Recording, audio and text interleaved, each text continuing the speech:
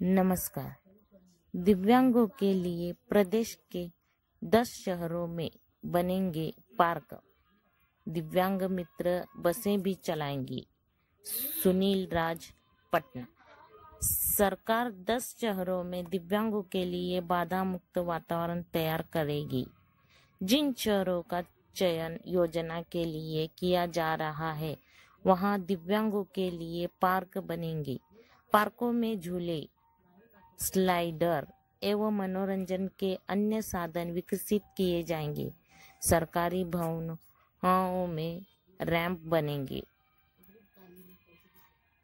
बस अड्डे पर स्टॉप की व्यवस्था भी होगी। ये सभी कार्य सिपड़ा विकलांग व्यक्ति अधिकार अधिनियम के तहत होंगे। अलग अलग दिव्यांगों को योजना का जिम्मा हाल ही में अलग अलग विभागों की एक उच्च स्तरीय बैठक से सिपड़ा योजना के संबंध में विस्तार से चर्चा की गई। चर्चा के दौरान अलग अलग विभागों को दिव्यांगों के अनुकूलन वातावरण तैयार करने के लिए कई अहम कार्य सौंपे गए।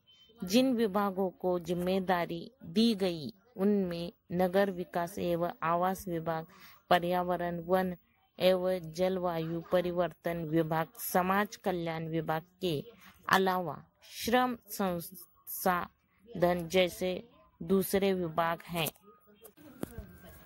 झूले, स्लाइडर एवं मनोरंजन के अन्य साधन विकसित किए जाएंगे। अलग अलग विभागों को कई योजनाओं का दिया गया जिम्मा।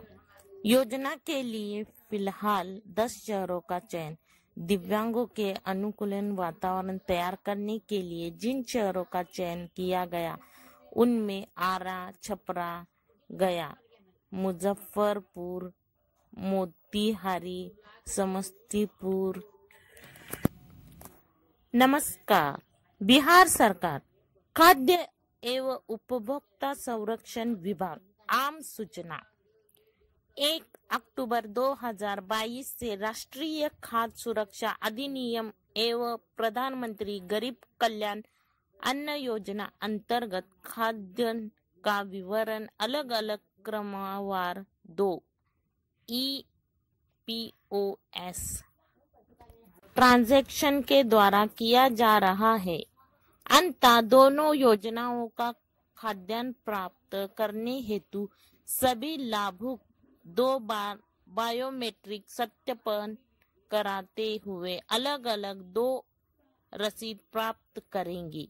राष्ट्रीय खाद्य सुरक्षा अधिनियम के आच्छादित सभी लाभुकों को राष्ट्रीय खाद्य सुरक्षा अधिनियम के अंतर्गत निर्धारित मात्रा के अतिरिक्त प्रधानमंत्री गरीब कल्याण अन्न योजना अंतर्गत प्रति माह प्रति लाभुक 5 किलो खाद्यान्न चावल मुक्त वितरित किया जा रहा है।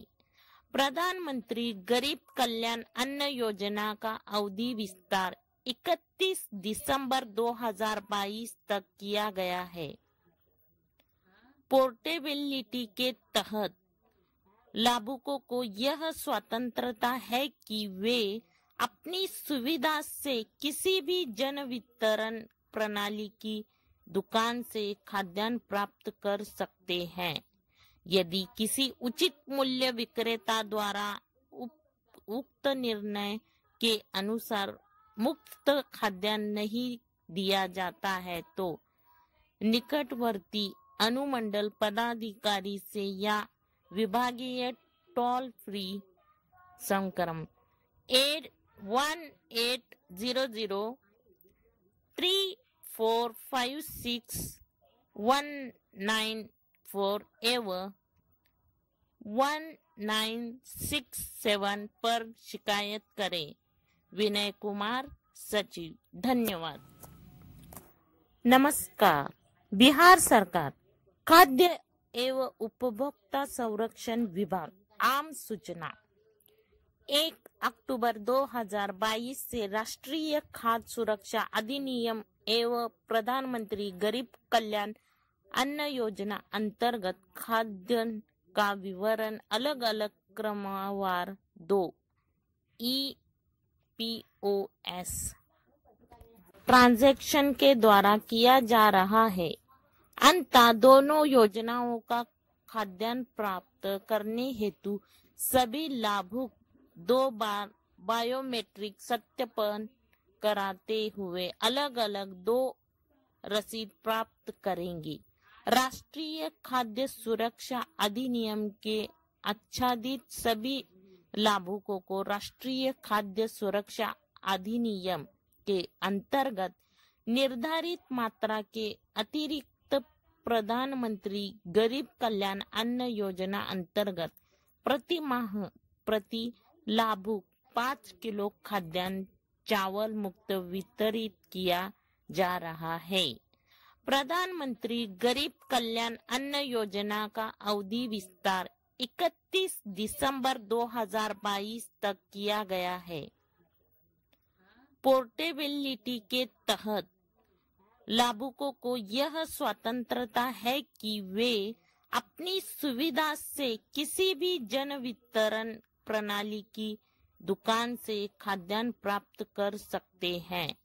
यदि किसी उचित मूल्य विक्रेता द्वारा उक्त निर्णय के अनुसार मुफ्त खाद्यान्न नहीं दिया जाता है तो निकटवर्ती अनुमंडल पदाधिकारी से या विभागीय टोल फ्री संक्रम 181034561994 एवं 1967 पर शिकायत करें।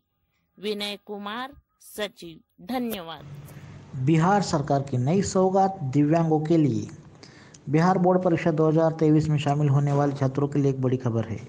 अगले साल होने वाली बोर्ड की मैट्रिक और इंटर की परीक्षा में कई बदलाव होंगे। बिहार विद्यालय परीक्षा समिति ने मैट्रिक और इंटर परीक्षा के पैटर्न में सुधार के लिए कई बदलाव किए हैं। अब बिहार बोर्ड ने मैट्रिक और इंटर के सैद्धांतिक विषयों की मुख्य परीक्षा में सामान्य छात्रों की तुलना में विकलांग या विकलांग उम्मीदवारों को कई नई सुविधाएं और सुविधाएं प्रदान के निर्देश जारी किए हैं। परीक्षा में दिव्यांग उम्मीदवारों को सामान्य छात्रों की तुलना में 20 मिनट का अतिरिक्त समय भी मिलेगा। उनसे अधिक वैकल्पिक प्रश्न पूछे जाएंगे। दृष्टिबाधित बच्चों से डायग्राम और नक्शों के स्थान पर समान संख्या के वस्तुनिष्ठ प्रकार के प्रश्न पूछे जाएंगे। साथ ही उन्हें ज़मीन पर बैठकर परीक्षा देने और लेखक की सुविधा भी मिलेगी। आपको बता दें कि परीक्षा में कुछ छोटे और लंबे प्रश्न पूछे जाते हैं जिन्हें हल करने में विकलांग छात्रों को काफ़ी दिक्कत होती है और वे परीक्षा में बेहतर प्रदर्शन नहीं कर पाते। ऐसे में समिति ने स्कूल से उनके लिए वैकल्पिक प्रश्नों की संख्या बढ़ाने को कहा है।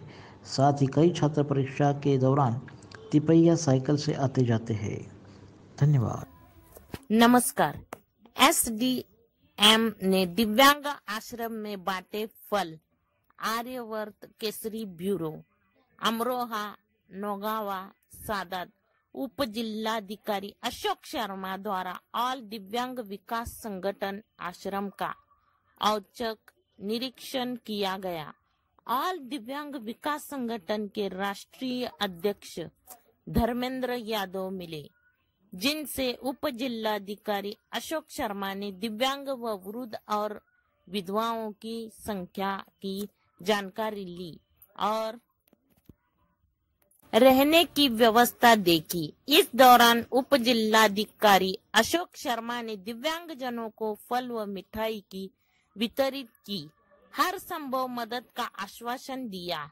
गैरतलब हो कि ऑल इंडिया विकास संगठन के राष्ट्रीय अध्यक्ष धर्मेंद्र यादव नागावा सादात में लंबे समय से वृद्धाश्रम चला रहे हैं, जो कि वृद्धों के लिए हर प्रकार की सुविधा दिलाने में खूब मेहनत करते रहते हैं। इस दौरान साबरीन, सोनू कुमार, गंगाचरण, शकील, सुनील, नफीसा, आसिफ, रजा, योगेश, कलुआ आदि मौजूद थे। धन्यवाद।